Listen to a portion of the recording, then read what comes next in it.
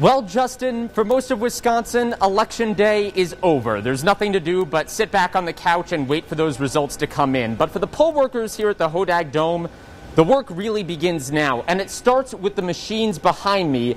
You probably remember these machines from earlier today, or maybe in another election cycle, you probably dropped your ballot into one of those. Well, the election workers have to actually go through all of the absentee ballots that were cast. And remember, it was a record amount of absentee ballots this year, and hand feed those into the machines. So after those ballots are logged, what happens? Well, let me direct you over to the main floor where we have about a dozen to 20 poll workers hand counting ballots. So it gets counted twice, once by machine, once by hand. And they have to do something called balancing the books, making sure that the machine count matches what's in their book.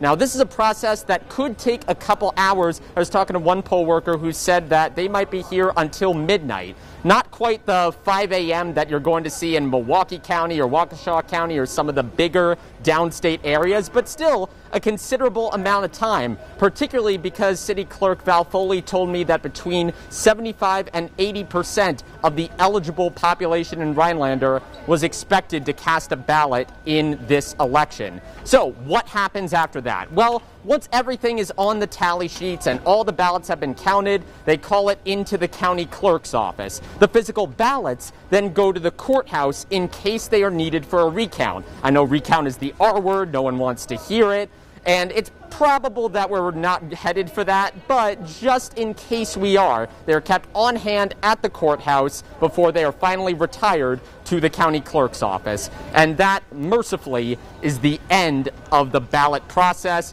The city comes in, picks up the voting machines, and the school picks up all the tables and chairs. So I hope you kind of understand now what happens to your ballot when you actually drop it in the machine or mail it in.